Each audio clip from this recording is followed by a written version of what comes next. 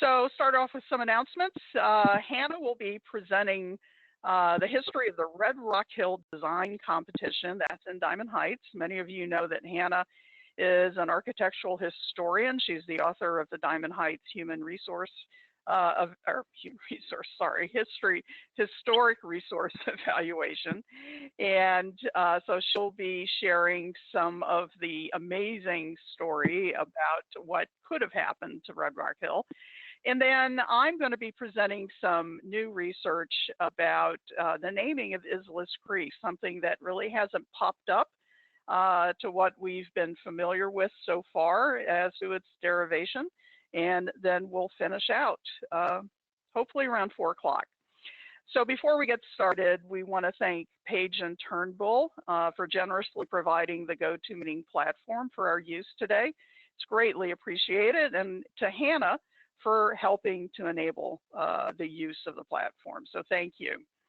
And for those of you who may be new to the platform, it's your option to turn your camera off, but as Hannah mentioned earlier, as folks were logging in, if you have your camera on, it might be taking up bandwidth. It might be clogging up the connection. So we just ask that everyone turn your camera off. And then Hannah is monitoring the microphone just to make sure everyone is muted so that we don't get a lot of background noise. Now there is a chat feature that right there at the thought bubble icon, if you click on that, it'll open up the chat window. There's a place for you to enter, to type in your message. You can select whether everyone or if you just want the meeting organizer to see your question, and then go ahead and click send. And then you'll be able to track the conversation in the window on the right. Also, just to note that we are recording this meeting today. That is in the event we are able to post this on the glenparkhistory.org website. So I thank everyone for coming today.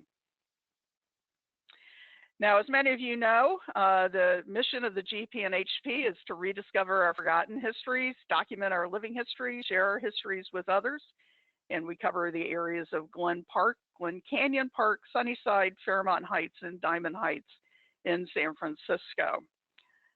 And, you know, we're living in some different times. Back in the day, which was about 2 months ago, I would have said this plant looked like Sputnik. But, you know, we now have a new association for this kind of imagery, and it looks kind of similar to the COVID-19 virus.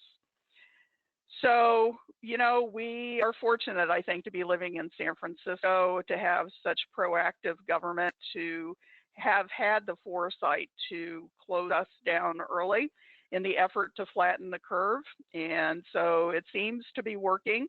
So as long as we stick to the science and stay the course, I think San Francisco overall will do better than other places. Of course, we are experiencing people with severe disease and some deaths, but certainly not with the level that is being seen in some of the more hard-hit areas. So if we stay the course, we'll keep that curve flattened.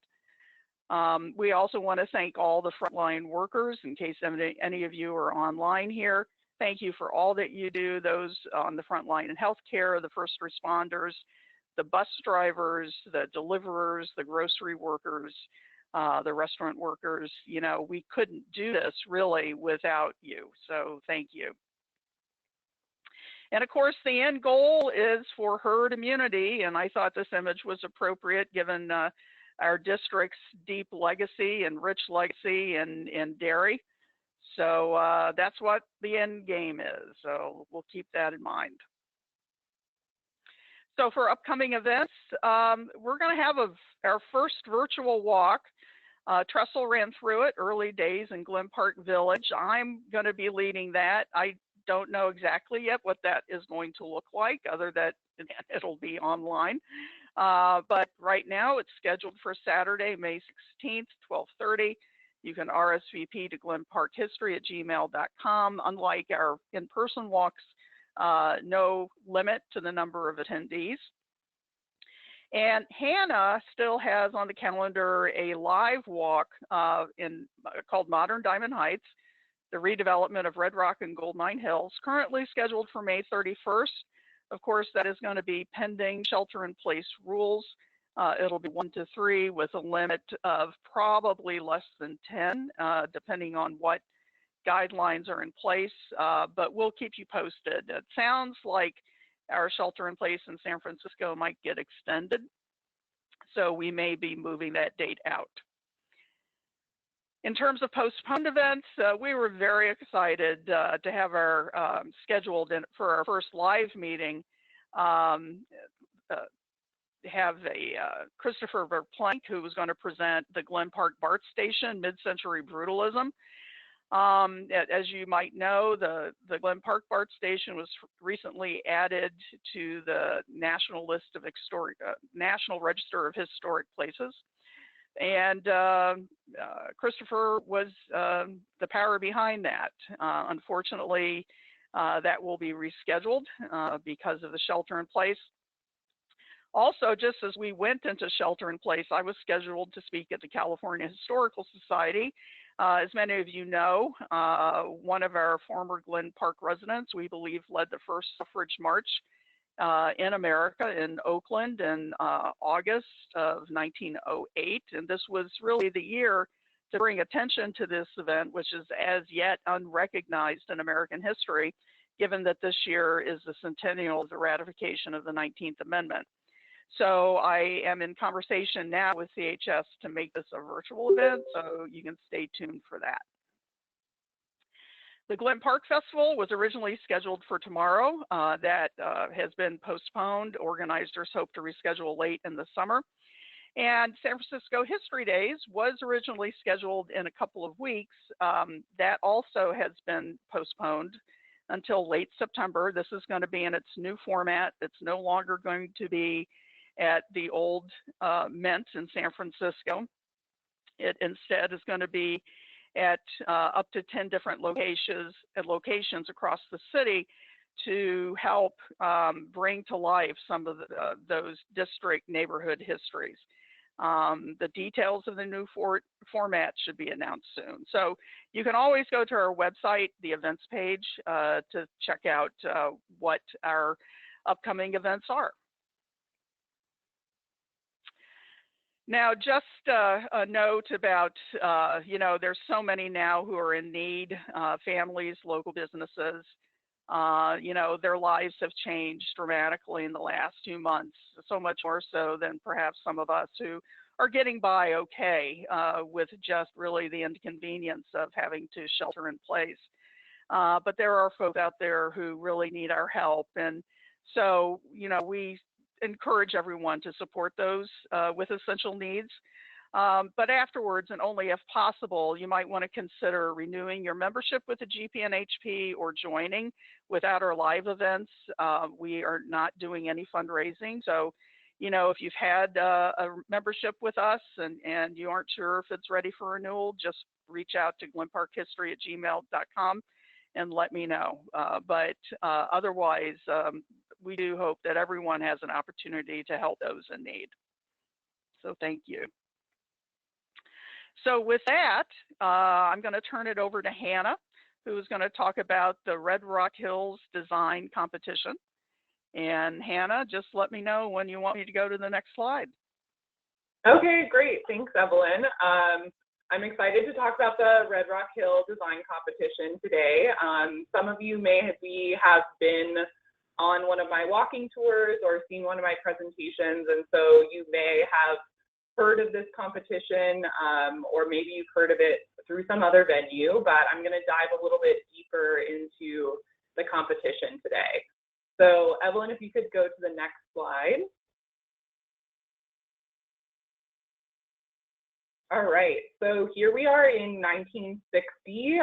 We're looking at the Diamond Heights area from above, looking down kind of towards the south. So at the sort of bottom right area, you can see a large field. That's approximately where Soda is today.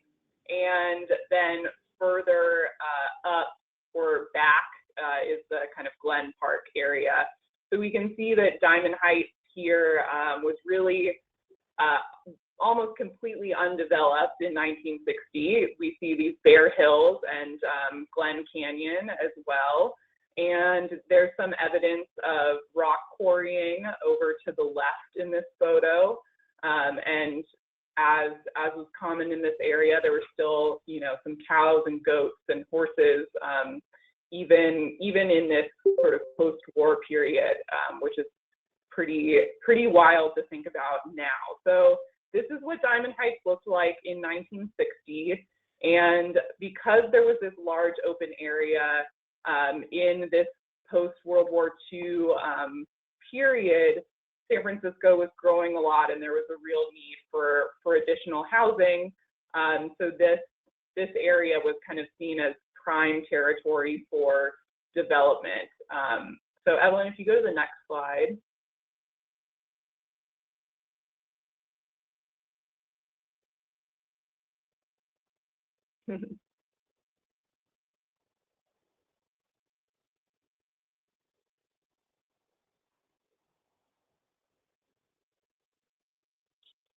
So the San Francisco Redevelopment Agency had been established in this post-war period, and they hired Vernon DeMars, who was a local planner and architect. He taught at UC Berkeley. They hired him to develop a master plan for this area. So here we're kind of looking straight down at a 3D model that he prepared actually in 1951, so even earlier than that photograph that we were looking at.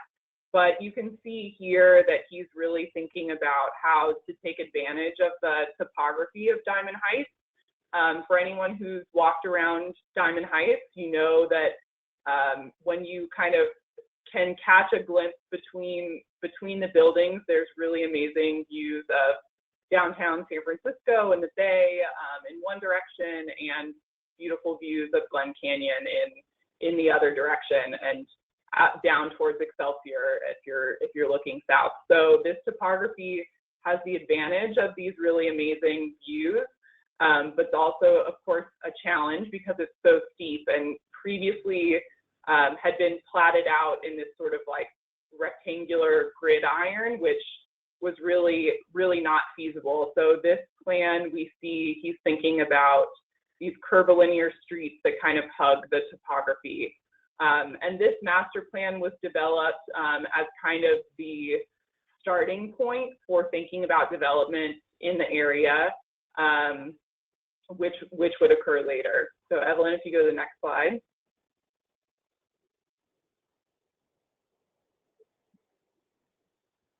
So with this master plan in mind, and after the redevelopment agency had acquired the land in Diamond Heights and had kind of prepared it for development, one of the ways that the redevelopment agency wanted to sort of garner support and interest in this area and sort of in national renown was through an architecture competition. So they partnered with the Northern California chapter of the American Institute of Architects, the AIA, and they decided to host this design competition for Red Rock Hill.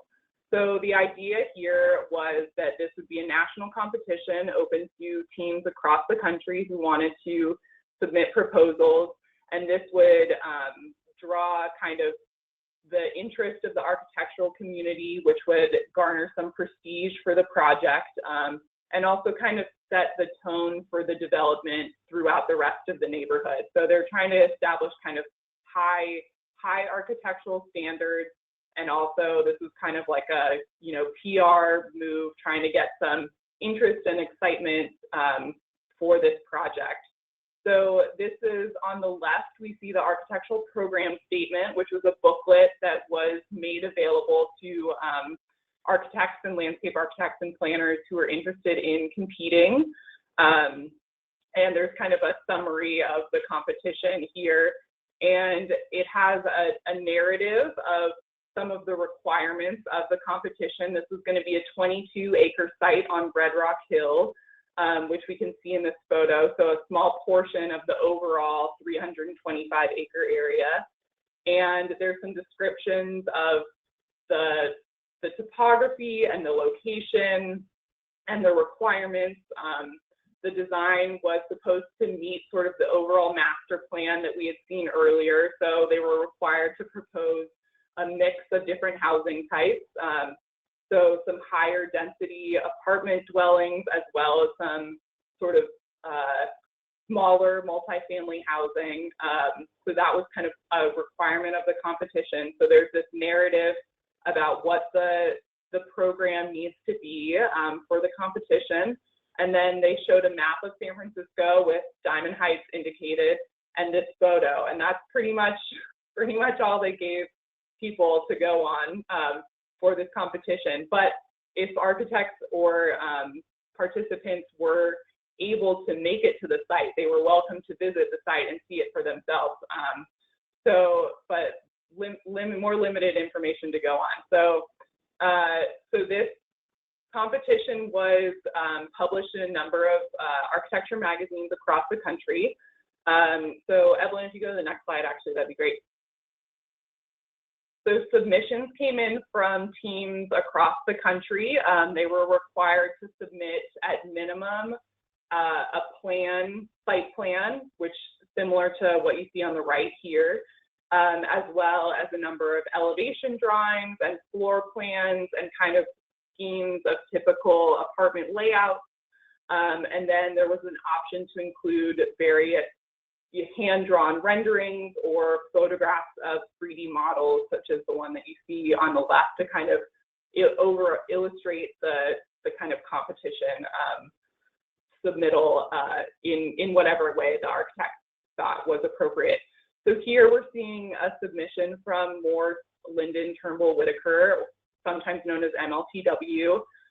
This was in 1961, so they would kind of go on to greater fame with their Sea Ranch project. And this submission actually was not one of the projects that made it into the kind of next round. So it's not one that many people have seen, but I thought I would highlight it here just for that interest. So Evelyn, if you want to go to the next slide. So as I mentioned, there were submissions from all across the country. There were 90 submissions in total. And in June of 1961, the Architectural Advisory Panel, who had reviewed all 90 submissions, they narrowed it down to 10 semifinalists. So in this report, it's a report about the 10 semifinalist projects. If you can see some of the names on here, maybe you recognize a few of them, or maybe not. But there are some kind of familiar names from the sort of San Francisco architecture scene. But you can also see that submissions came from St. Louis, Missouri, Champaign, Illinois, Hollywood, Los Angeles, Mill Valley, so close by. But and it's kind of interesting to note that the way that this competition was structured was that it was a completely anonymous submission.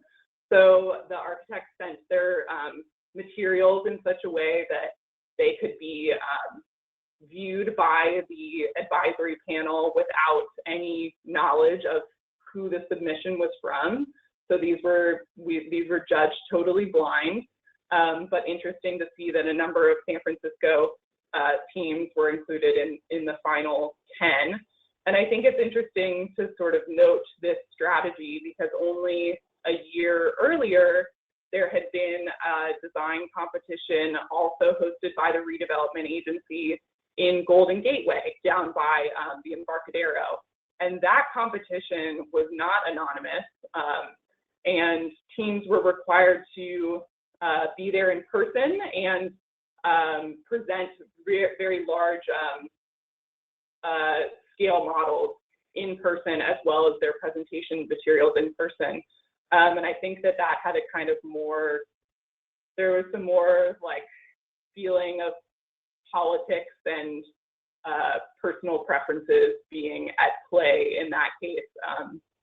And also, so maybe they had learned from that in this more anonymous strategy, but also I think that this smaller residential competition as opposed to a huge downtown commercial high-rise sort of competition. This one was maybe somewhat less prestigious or somewhat less competitive, and so maybe the feeling was that all of Saxon's Law was maybe not as much necessary in this case.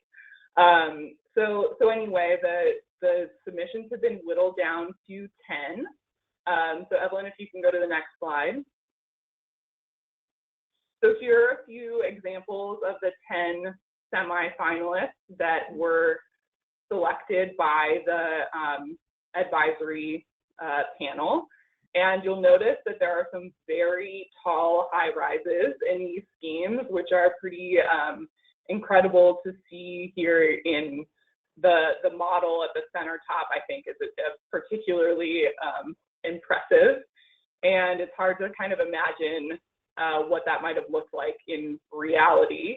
Of course, we know from personal experience that there are no high-rises on Diamond Heights, on the hills of Diamond Heights now, but the plan was to have these high-rise apartment buildings to be able to accommodate more housing units and also have kind of a more diverse range of options for people in terms of like across the kind of economic spectrum, and also to accommodate different family types, you know, single people or young couples versus growing families, et cetera. So the idea is that at the very tops of the hills, there would be these high-rise apartment buildings that would be able to take advantage of the views. And then surrounding those buildings would be lower apartment buildings and then single-family houses. And as you step down the hill, everyone is still kind of able to see over the other buildings further down the hill. So everyone is able to take advantage of these views. So Evelyn, if you can go to the next slide.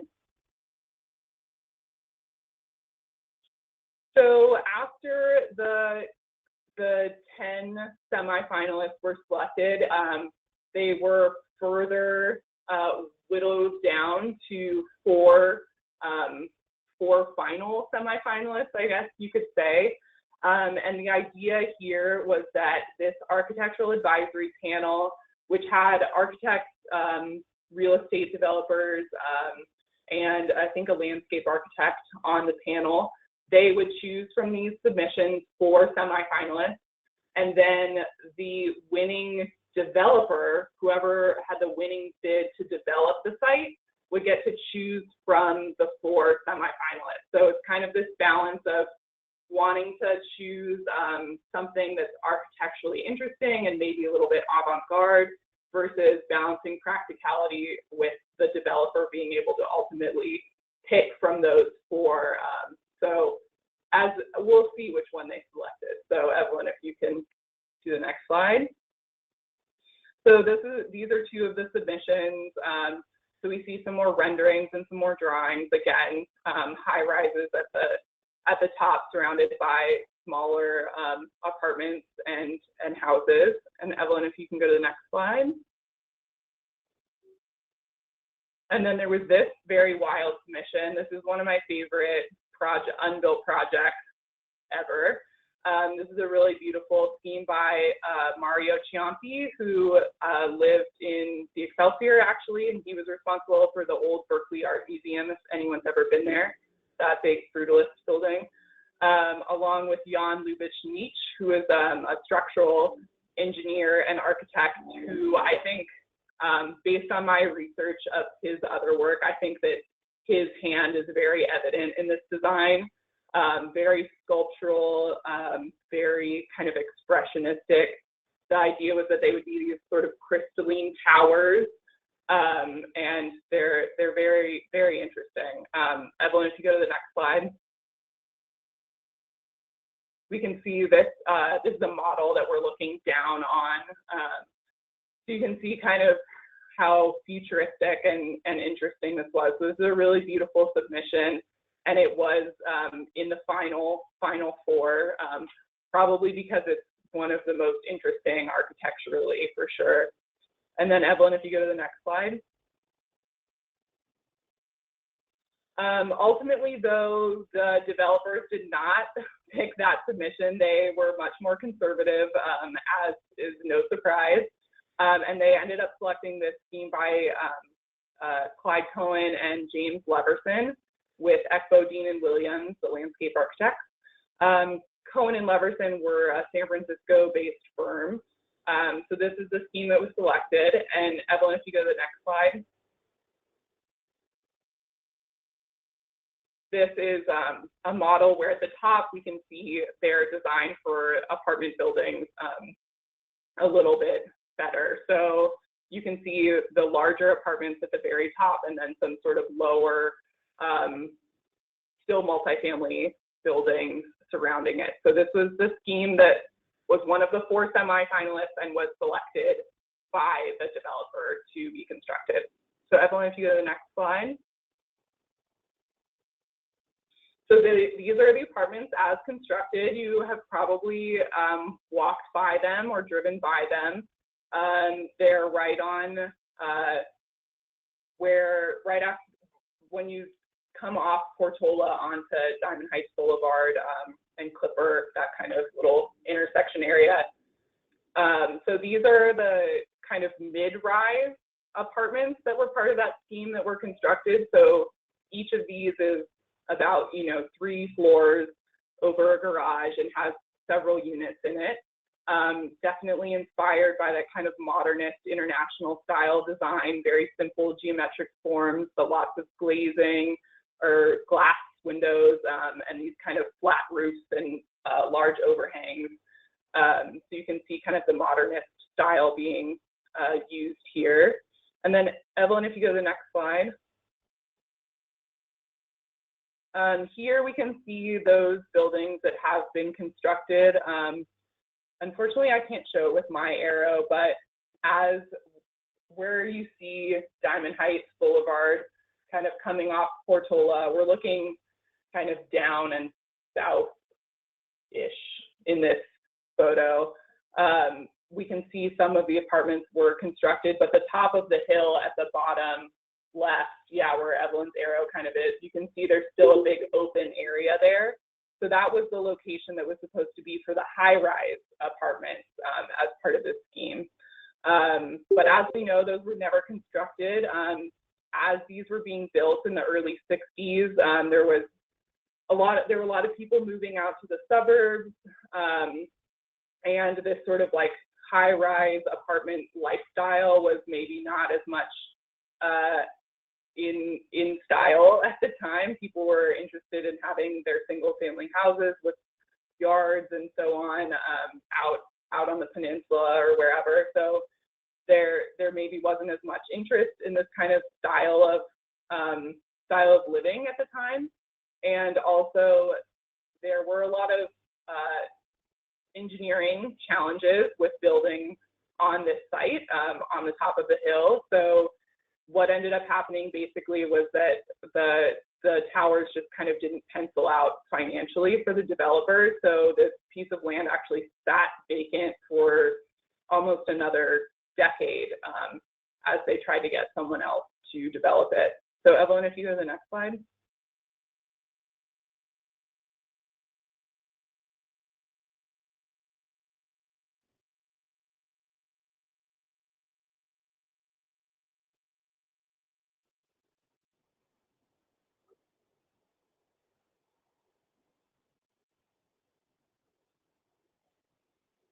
In the meantime, we're enjoying the view.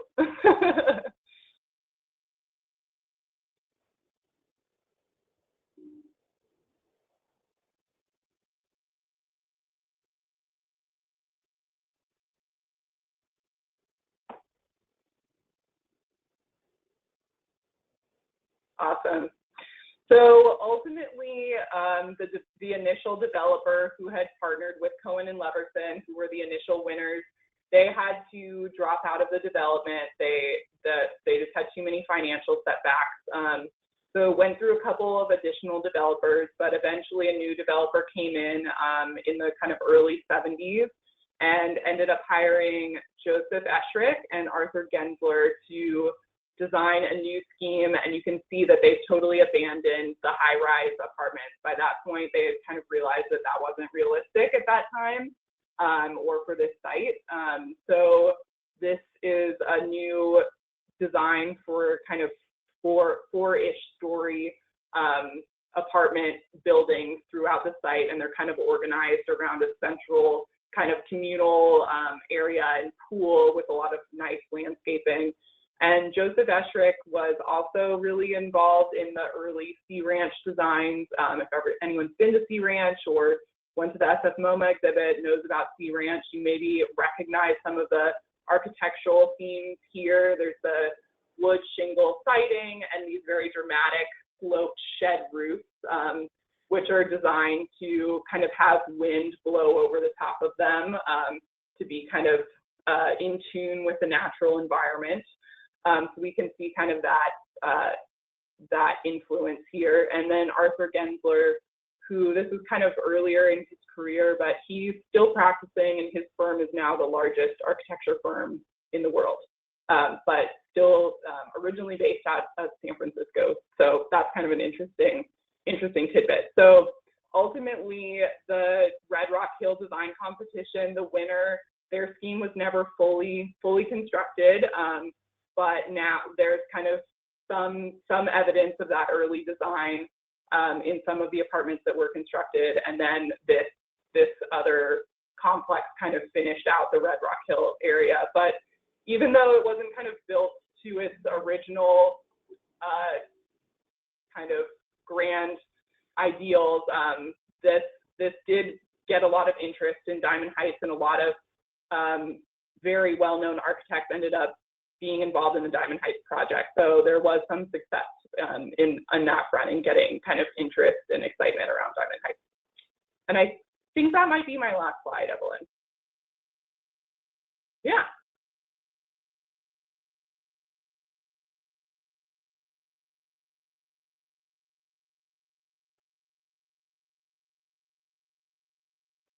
So it seems like there were a couple people who maybe couldn't see the slides at first, but did find them. There was a question, why was this space left open? And I'm going to guess that that was the space that we were initially looking at.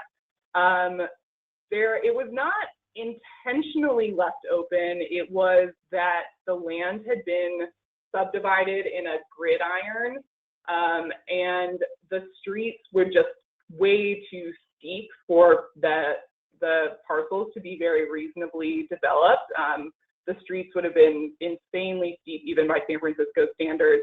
And so this was just kind of a disincentive for development. And the city and state did own some of the land around Glen Park and other areas for some projects that were never ultimately constructed, such as the Crosstown Freeway and stuff like that. So that's kind of the reason that it had been sitting open for so long. Another question was there prize money for the competition? Yes, all 10 semifinalists got $1,000, which was decent, I guess, at the time. Nothing crazy. Nothing crazy. I don't know about the 4 semifinalists, if they got additional money as well. Does anyone ever sit out on those balconies? I have not seen many people out there. It does get kind of windy, so maybe when it's sunny out, but yeah, I think that the views from inside are probably very spectacular, but as we all know, it can get kind of windy and foggy up in Diamond Heights. So I hope that people do take advantage of it when it's sunny, though. I think those are all the questions that we have right now, but I'm happy to answer other questions later on if they come up. Terrific. Thanks, Hannah. Yes, if you have additional Diamond Heights questions, or if you have any additional questions as I work through my presentation, then just go ahead and write the question in the chat, and we'll address those at the end.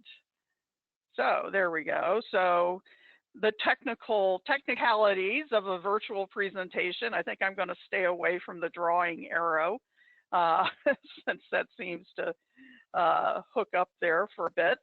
But I'd like to now present some new research, as usual. a lot of the discoveries and rediscoveries that we've made has been accidental.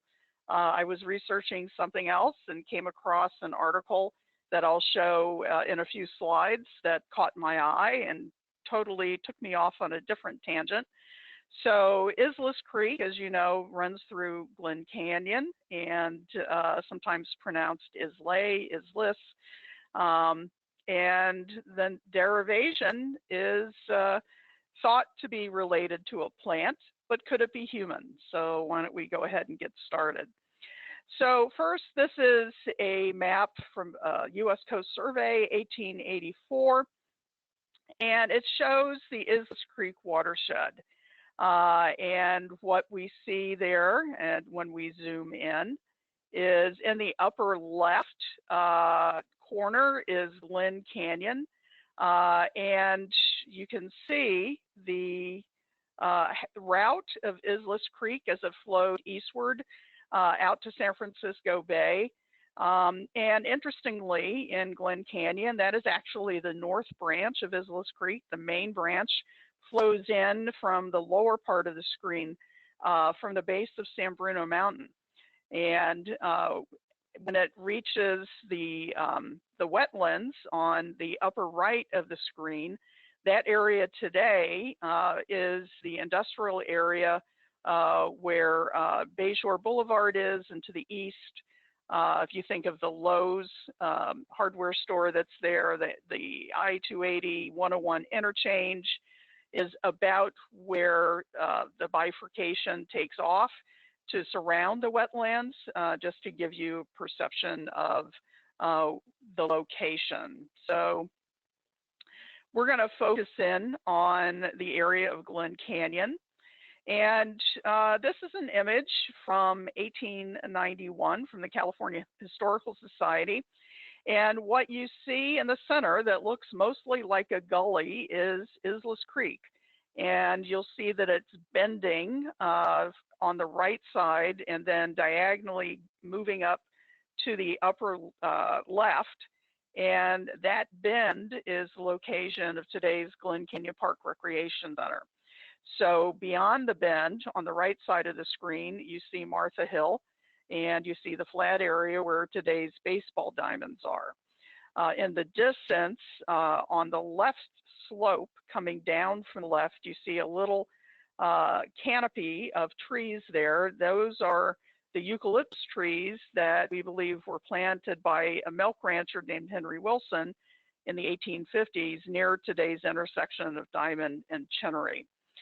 So, and in the foreground, yes, those are cows, and even the little dots that you see in the distance, either across the gully at the bend, you see some cows, and even on the slopes of Martha Hill to the south. So here is about the same location, looking now towards the northwest. And where this building is now, we believe is the site of today's St. John's School. This was a pump house or powerhouse built by Nobby Clark, who was head of the Spring Valley Water Company. And he was trying to pump water to produce electricity to send to his house over in Eureka Valley, the big Gothic house that's at Douglas and Caselli. I'm sure many of you are familiar with it. And so what he has done here, he's dammed Islais Creek and called it Lincoln Lake. The dam was called the Blaine Dam. And so if you move to the, from center towards upper left, you can follow Islais Creek up to the bend. And then you see the very steep hill there in the upper left, which is where O'Shaughnessy Boulevard runs today. So really a very barren landscape. And some of Hannah's pictures from around 1960, there's definitely a few more trees in Glen Canyon, but I think this image is very representative of Glen Canyon pretty much in its natural state. So very, very barren of trees, which is completely the opposite of what we know our district today. And then lastly, the same building, now looking directly east from the slope of Martha Hill. We're looking directly at the gum tree grove.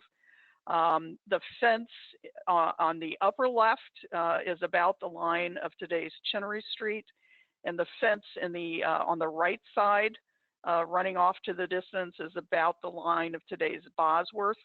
But again, you see Islais Creek as it makes its way into the future Glen Park Village and on its way to San Francisco Bay. And I also want to call out too, there seem to be just beyond the large boulder in the lower right, I believe those are iris growing. Don't know if they're Douglas or Coast iris, but we have seen reports and some oral histories of how our local slopes in the spring were just completely filled with all kinds of wildflowers. And just seeing the number of iris there is pretty impressive. So here's another view, the same bend in the creek, again, about the site of today's Glen Park Recreation Center. This is an image from 1898 when many of you have heard me tell the story of Glen Park and the Mission Zoo, started by realtor A.S. Baldwin, who wanted to sell home lots. And he felt the only way to entice people to come out to an area where were more cows than humans was to build a zoo. And so this was just the opening. You see that he's constructed a rather large bridge across the creek, but I like this image because it really shows the size of Islais Creek. There are reports that in some areas it was as much as 8 feet deep. And in the early 1860s, it's the biggest creek in San Francisco. And in the early 1860s, was providing about 200,000 gallons of fresh water daily to the growing village over around Portsmouth Square. So a pretty impressive creek, which of course, when you're in Glen Canyon today, it's a trickle of its former self, and that's mainly because of redevelopment in the area and the construction of roads that have blocked the tributaries to allow the flow through Glen Canyon, a significant flow. So let's talk about naming. Now, there was a time, very briefly, that Islais Creek had another name, and it was Vrees Creek. This is the U.S. Coast Survey from 1859. On the right, you can see Mission Bay, which of course today is completely filled in. That would have the Chase Center and the UCSF Mission Bay campus. But over there on the left side, we're going to zoom in there, and we see that it is Vrees Creek. So who was Vrees? And there's not a lot of information about him. So he's a bit mysterious. Part of the problem is that there's many phonetic spellings, that Vrees, Dufries, Devries. So it makes it difficult to track him in some of the vintage newspapers and in genealogy records. But it does appear that he was the captain of the ship Probus that arrived here in 1849. Of course, that was a banner year. And as soon as the ship arrived, the entire crew abandoned ship and headed for the gold fields. Unfortunately, I couldn't find an image of the Probus, but given this image of all of the ships abandoned during the time of the gold rush, I would venture a guess that the Probus is out there somewhere. So Vrees, in another article in 1852, is noted to be living 4 miles south of Mission Dolores, and that he had 30 to 40 acres of cultivated land, and that daily he was able to deliver a wagon load of vegetables downtown. So he was definitely well known for his green thumb. And likely the location of this site, 4 miles south of Mission Dolores, if you take the measurement, it puts him near the source of Islais Creek from San Bruno Mountain. So he may have been the one living closest to that source that may have given the name to Islais Creek. And if we were to look at a map today, that would be out there in the Crocker Amazon area somewhere, but in that general location. So that's what we know about Vrees. Now let's talk a little bit more about the origin of the name Islais. So it's commonly known that Islais Creek is always associated with the hollyleaf cherry, always said to be the cherry that lives by the creek. Its Latin name is Prunus ilicifolia. It's a plant that's endemic to California and has a range from Napa to Southern California, and it's found in areas of Coast Range. It grows in woodlands, chaparral, and scrub, on canyons, dry slopes, and rocky soils. And it does well in either full or partial sun, all of which sound like it would, Glen Canyon would be a good place for it. It flowers from March to May, and fruit appears in the late summer. And it was a plant and fruit that was highly valued among California's Native Americans, of course, for us locally, the Ohlone. The pit of the hollyleaf cherry was favored second most to the acorn, which of course was a key food source for them. And like the acorn, it could be leached and ground and cooked to form a gruel, or even what the early Spanish explorers would refer to as a tamale. And it was so special that it was used as ceremonial offerings and as welcome gifts. And there's also some evidence that the Ohlone used the cherry wood to make bows. Now, the Salinan Indian term for the hollyleaf cherry was Islay. Now, the Salinans were residents of Salinas Valley, so, a good distance south of here. And it was first described by Captain Pedro Fage, who accompanied the Portola expedition in 1869. And so Islay kind of became Islay, referred to by the Spanish as such, which some references say it's pronounced Islay or Islay. However, it is the most common coastal cherry south of San Francisco Bay. There's no evidence yet that the hollyleaf cherry grew naturally north of San Mateo Creek in San Mateo County, just south of San Bruno Mountain, or north of San Bruno Mountain itself. Our local Ohlone probably acquired it via trade from the East Bay or perhaps from the South Bay. And pinole is stated as being a delicious tamale-like food, and it was described in Spanish expeditions of the East Bay and Salinas Valley, often made from the kernel of the cherry pit. Now, here's a view of all of the Native American groups within the greater San Francisco Bay Area. And we'll focus on the Ohlone that covered all of the San Francisco Peninsula and much of the East Bay. Of course, we have the Miwok immediately to the north.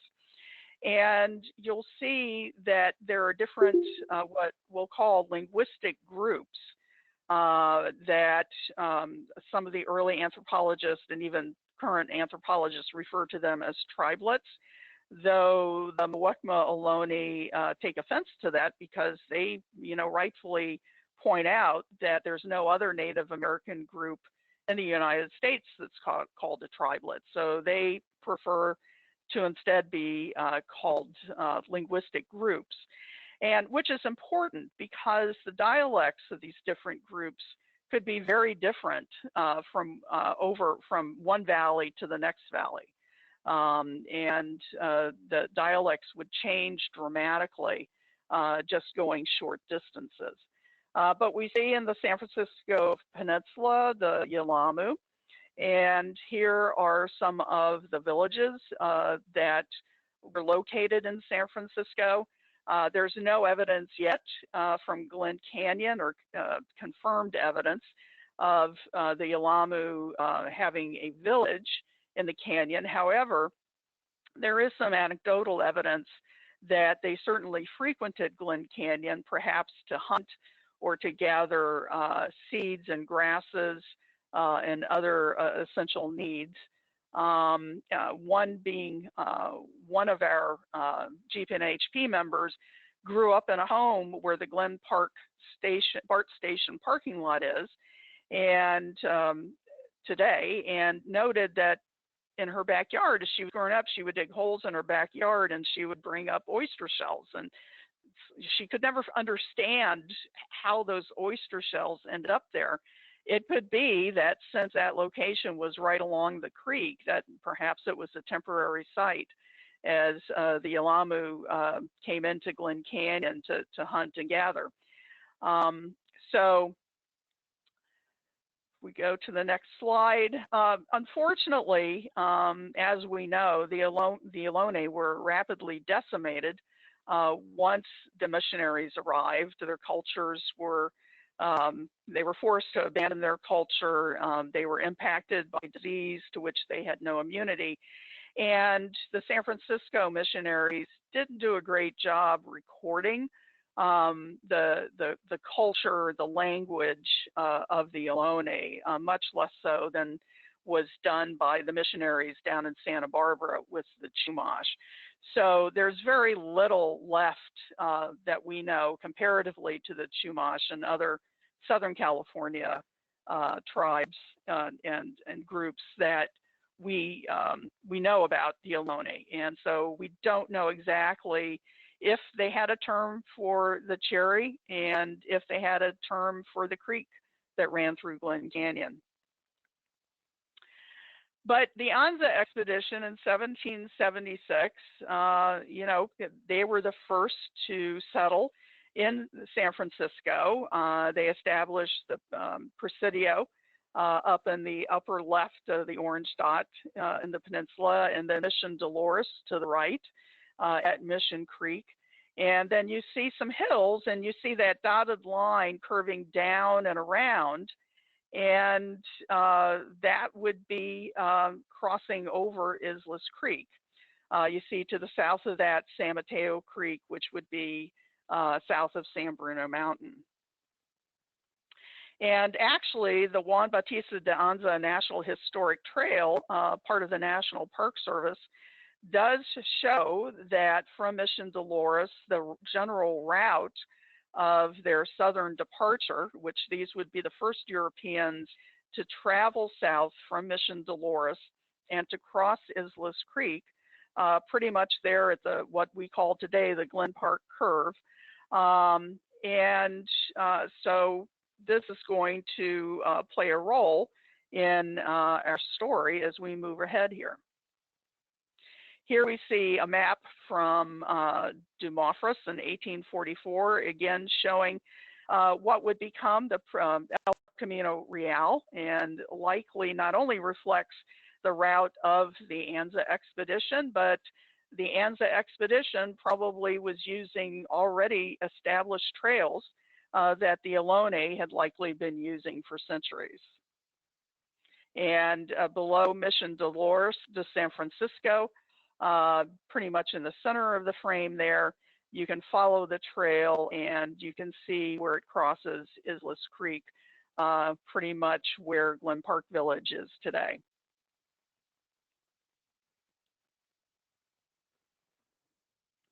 So we know the Spanish were here because in 1899, some Spanish relics were found. They were doing work on the San Francisco-San Mateo Electric Railway, which of course ran along Chenery, turned south on Diamond, and then followed San Jose Avenue down south towards San Mateo County line. And 2 feet underground, they came up with a rusted sword and a spur with, they claimed, exquisite Spanish workmanship. And they suspected it could have been a Spanish cavalier who died with his boots on.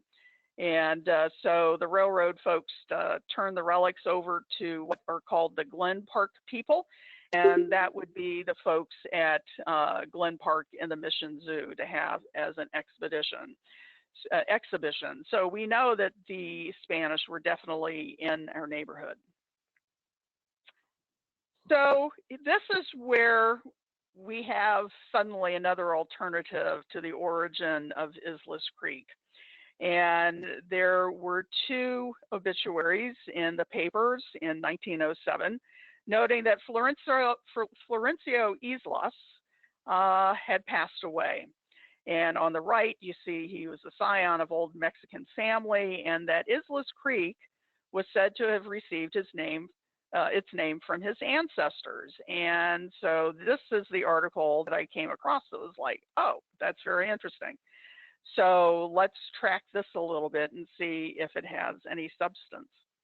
So Florencio was born in Sonora, Mexico in 1831, and he had arrived in California in 1849 with his father, Don Francisco Yslas. The family itself was a very prominent family. They were members of the extended family at that time, the turn of the 20th century, who were still serving in political roles both in Washington, D.C. and in Central America. And that also the godmother of Florencio's daughter was a great-granddaughter of a former governor of Spanish California, so some pretty impressive connections. He and his daughter were both insistent that Islais Creek had been named for his grandfather, and claimed that any differences in spelling was due to differences in pronunciation of Spanish and English terms.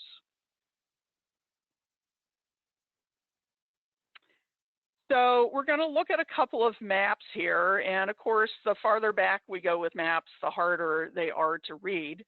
But this is a map from 1845 of the Diseño del Rancho San Miguel. So Rancho San Miguel, as you know, was granted to Jose Noe, 4,443 acres. And the orientation of this map is a little strange. North is actually pointing to the lower right, so we're kind of looking at it as if we were above Marin County looking south.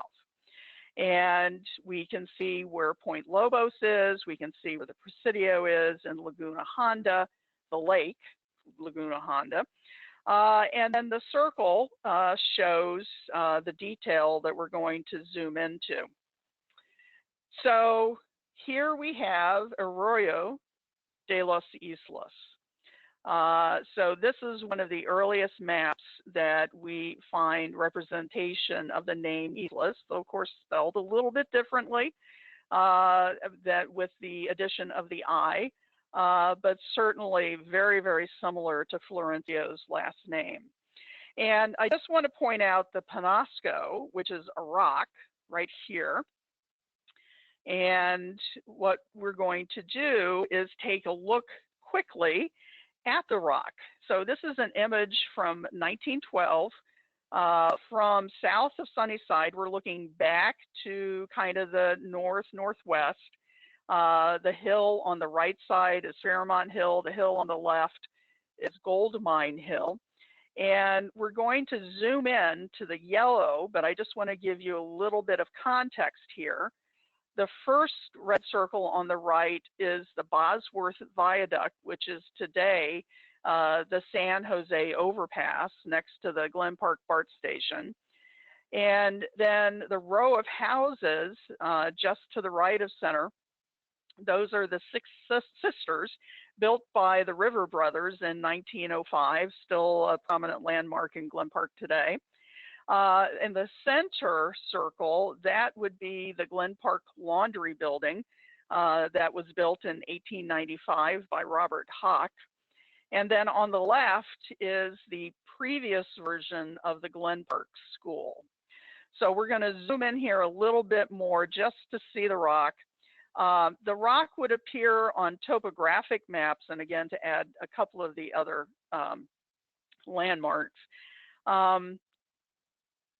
The rock would appear on maps into the 1870s, and on topographic maps, it merited its own complete circle, indicating it was at least 39 feet in height.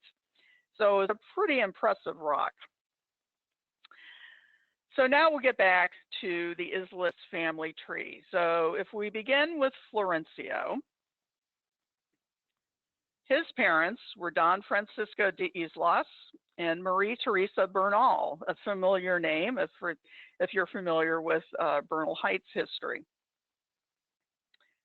The parents of Francisco were Teodoro de Yslas and Anna Marie Anza.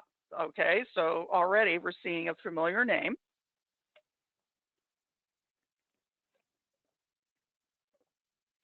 And Teodoro would be Florencio's grandfather. Excuse me. So if we follow Anna Maria's line, we see that her father was Francisco de Anza, and his brother was Juan Bautista. And so that would make Juan Bautista Florencio's maternal great-granduncle. And this is based on family trees on Ancestry. So certainly seems to be a genealogical connection.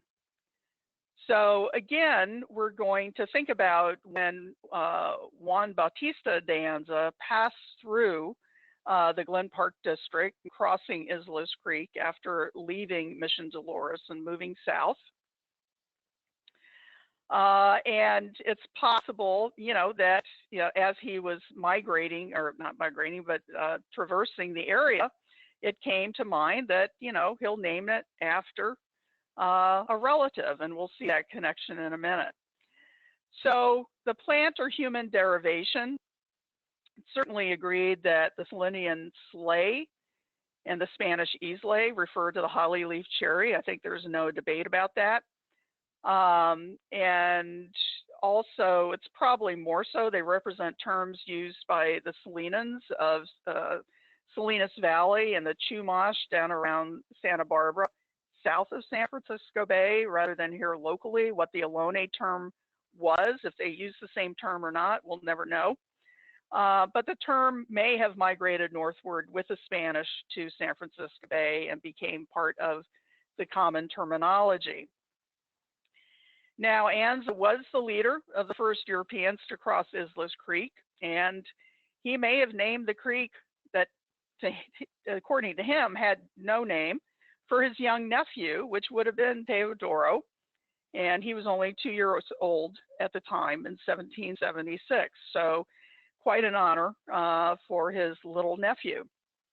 And so in the end, it may be that San Francisco's Islais Creek may be a blend of Native American and Spanish names, but its origin will forever be muddled because of the language differences between Spanish, English, and Native American, not to mention the fact that the Ohlone language is essentially lost due to varying interpretations of research performed over the last century, and also forgotten recollections of long past generations. So that's a new theory for the naming of Islais Creek. So I'll take any questions. So Evelyn, I've been monitoring the chat, and I responded to a few via chat that were related to Diamond Heights, but there was one question. Someone said that they have cherries in their yard, and is there any evidence that cherries grew near the creek? There is no evidence that we have found yet. That was the northernmost location that the hollyleaf cherry grew naturally that I have come across, and I've not found any evidence from other researchers, botanists, ethnologists who have studied the Ohlone culture. No evidence north of San Mateo Creek nor of San Bruno Mountain. So it's very possible that the hollyleaf cherry itself did not grow naturally in the San Francisco region. And then someone said that this person whose name I do not know how to pronounce, it's spelled Fages, Zoll, that's first and last name, who runs Perch in Glen Park, says his family is from France near Spain. No question, that was just a comment. Oh, okay. Let's see. I don't see any other questions right now. Oh, here we go. Someone is providing a further read about the Anza Expedition, a link there for anyone else who needs to do wants to do more reading. If anyone else has questions for Evelyn, if you want to add those to the chat window right now.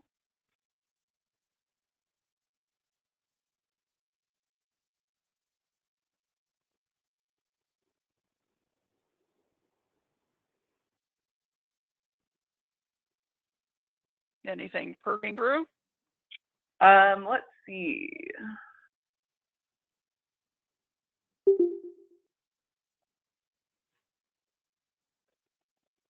On the family, several of the members live to 95 to 103. Is this possible? Oh, maybe this is referring to the family tree? That's according to genealogical records.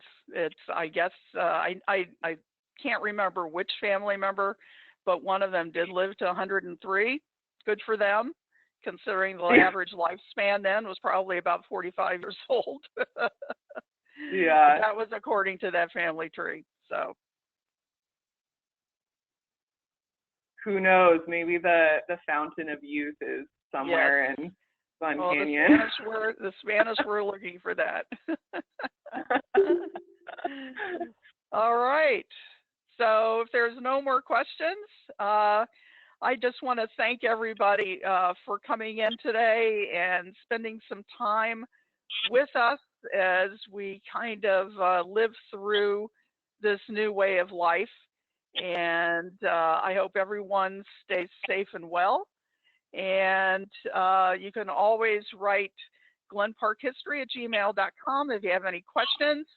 Afterwards, be happy to respond to those as well. So everyone stay safe, stay well, and we hope to be doing this again. All right. So have a great rest of your weekend. Thank you. Bye, everyone. Thanks for joining. Bye. Thank you, Evelyn and Hannah. You're very welcome. Thank you. Thank you very much, Rose. Tony. Thank you. Hi, Tony. Thanks Glad for joining. Thank you.